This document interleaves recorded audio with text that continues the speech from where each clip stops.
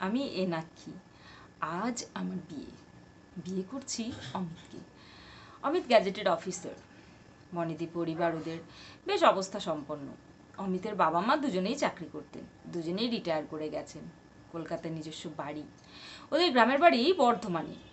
ওদের ওখানে প্রচুর সম্পত্তি, জমি জায়গাও কম নয়। শুনেছি এককালে ওরা নাকি জমিদার ছিল।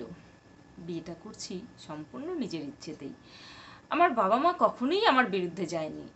আমার ইচ্ছেকেই বরাবর সম্মান জানিয়েছে ওরা। বাবা বলে আমাদের এনাক্ষী কোনো ভুল কাজ করার মতো মেয়েই নয়। অমিতের বাড়ি থেকে আমাদের বাড়ির দূরত্বটা এপাড়া আর ওপাড়া। হেঁটে গেলে 5 মিনিট। কয়েকটা বাড়ির পর একটা খেলার মাঠ। খেলার মাঠটা ছাড়িয়ে গিয়ে রাস্তার উপর ডান দিকের দোতলা বাড়িটাই অমিতদের। বিয়েটা আমার দেখাশোনা করি, কিন্তু সে কথা কেউই বিশ্বাস করতে চায় না। বিশ্বাস না করাটাই হয়তো স্বাভাবিক। আমাদেরই প্রতিবেশী কাকিমা আমার বিয়ের কদিন আগেই আমার মাকে বলেই ফেলল, শুনছি মেয়ের নাকি বিয়ে, বেশ বড়লোক দেখেই তো মেয়ে পছন্দ করেছে। আমার মা এমন কথার উত্তর দেয়নি। সত্যিটা বোঝানোর দায় আমার মায়ের নয়। বোঝাতে গেলে বুঝবে তো নাই, উল্টো অন্য মানে করবে। আমার খুব কাছেরই একজন বন্ধু দেখলাম, সেও আমাকে বলল, তোর মতো সুন্দরী একটা মেয়ে ওইরকম একটা ছেলেকে বিয়ে করতে রাজি হয়ে গেলি, কি ব্যাপার বলতো? যতই টাকা পয়সা থাক, জীবনে টাকাটাই সব নয়। ওর থেকে সৌরভদা ঢের গুণে ভালো ছিল। বাবার একমাত্র ছেলে, হয়তো ছোটখাটো একটা চাকরি করে, তুই তাকে না করে দিলি।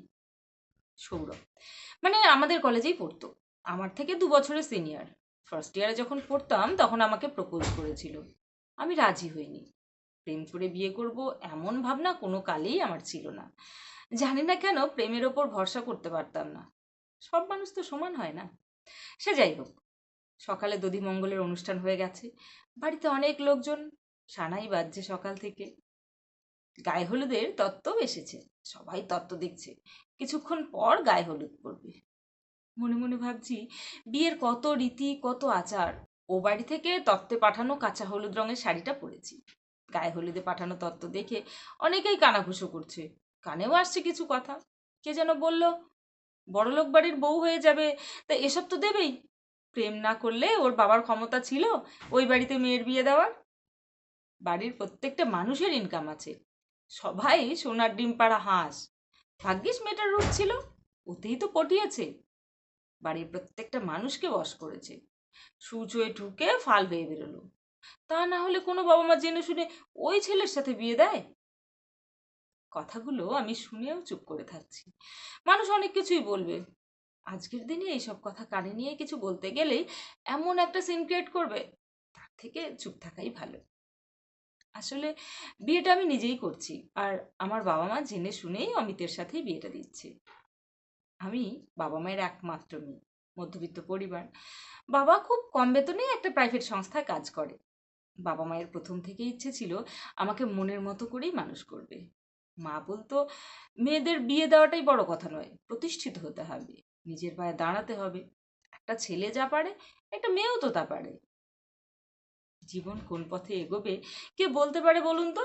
সবসময় নিজের মতো সবকিছু করতে চেয়েও করা হয়ে ওঠে না।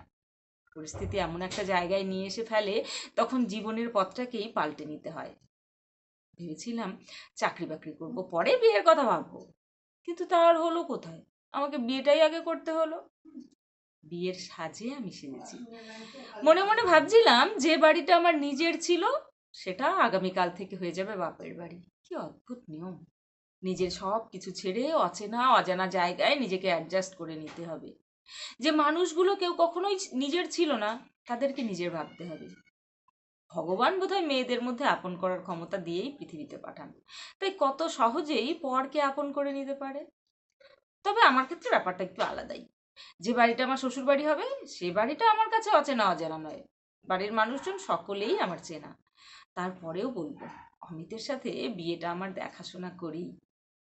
অমিতের বাবা মা যেদিন আমাদের বাড়িতে এসে বিয়ের প্রস্তাবটা রাখলো, আমার মা বাবা দুজনেই বলেছিল, বিয়ের ব্যাপারে আমার মেয়ে নিজে যা ডিসিশন নেবে সেটাই আমরা মেনে নেব। বিয়েটা ওর জীবনের ব্যাপার, তাই ওর মতকেই গুরুত্ব দেবো বেশি। মা বলেছিল, ওর ইচ্ছে চাকরি না পেলে বোধহয় বিয়ে করবে না। অমিতের বাবা বলেছিল, চাকরি করবে সে তো ভালো কথা, বিয়ের পর সে তো আমার বাড়ি থেকেই করতে পারবে।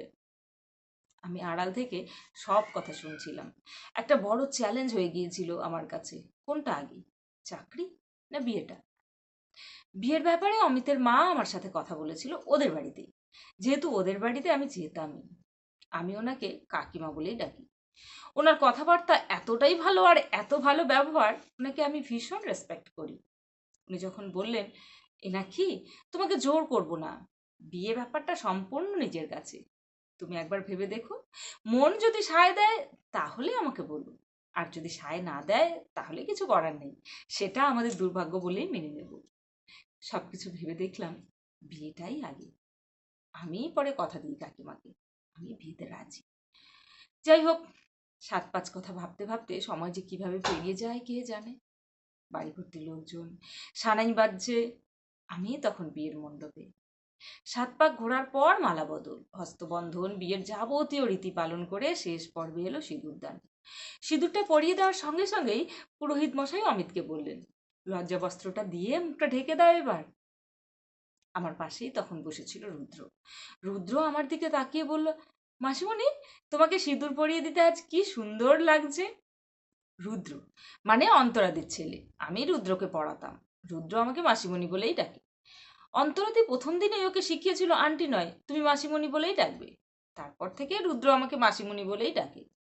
রুদ্রর এই মাসিমণি ডাকটার মধ্যে আমি যেন কেমন একটা টান অনুভব করতাম। অন্তরাদি আমাকে বলতো, জানোই না কি, আমার কাছে একদম পড়তে চায় না, তোমার কাছে যতটুকু পড়তে চায় ততটুকুই।